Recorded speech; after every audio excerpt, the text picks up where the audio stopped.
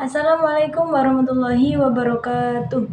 Perkenalkan, nama saya Lutfiana Ainur Mazida, mahasiswa Prodi Pendidikan Guru Madrasah Ibtidaiyah semester 4. Video kali ini diajukan untuk memenuhi tugas ujian akhir semester mata kuliah Metodologi Penelitian 1 yang diampu oleh dosen Bapak Muhammad Jamalul Huda.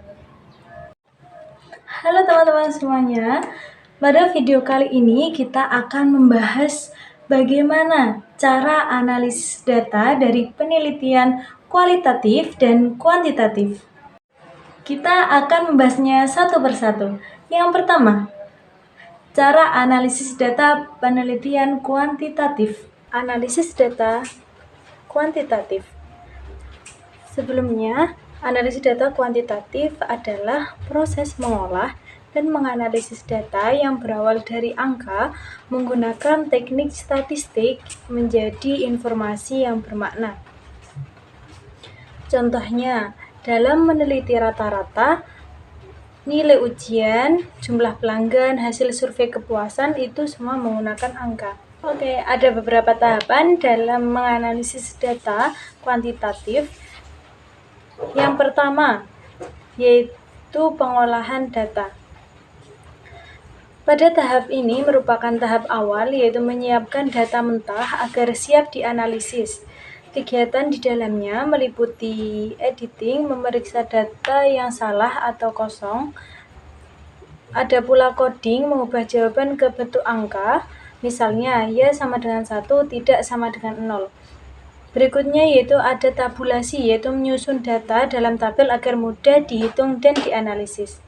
Setelah kita di tahap pertama mengolah data, pada tahap berikutnya yaitu penyajian data. Apa itu? Yaitu di dalamnya menampilkan data hasil pengolahan dalam bentuk visual supaya lebih mudah dibaca dan dipahami.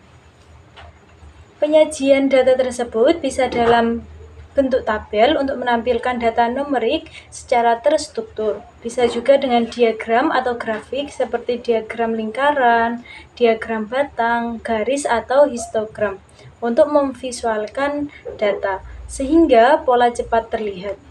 Setelah kita melalui tahapan pengolahan dan penyajian data, tahapan berikutnya yaitu deskripsi dan ukuran data.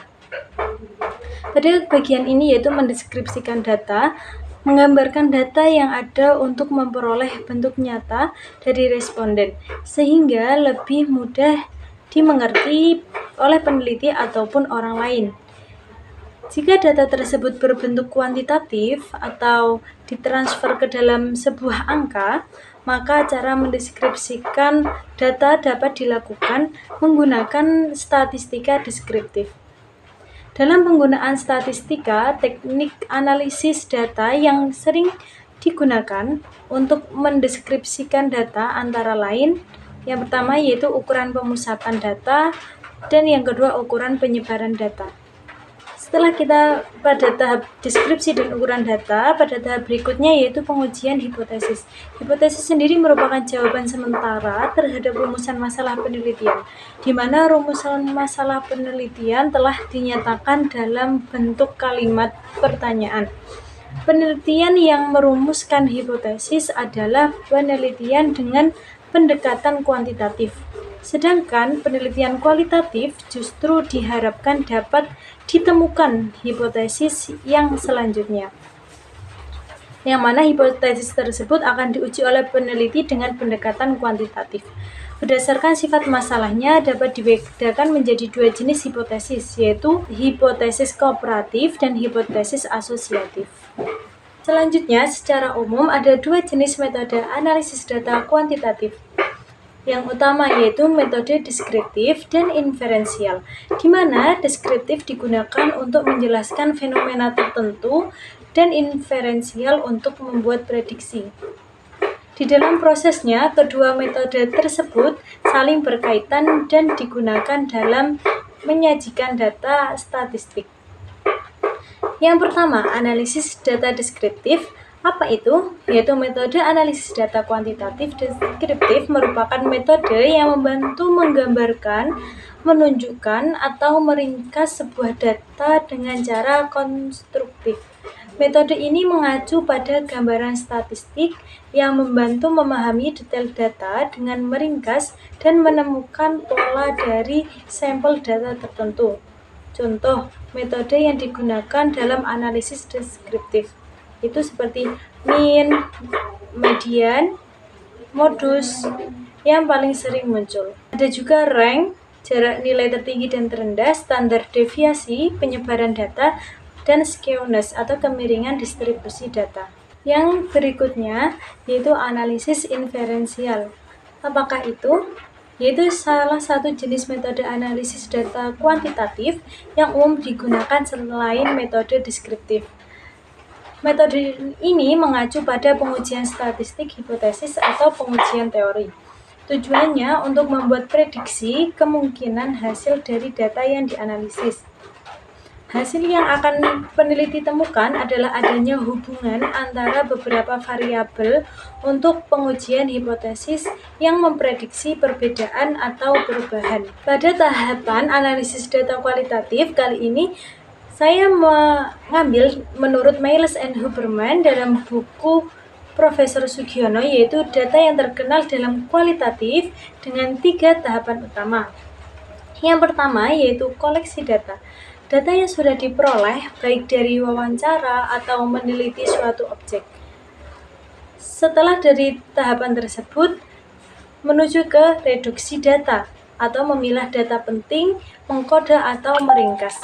Reduksi data bisa dilakukan dengan jalan abstrakasi, yaitu dengan membuat rangkuman yang inti, proses dan pernyataan-pernyataan yang perlu dijaga sehingga tetap berada dalam data penelitian.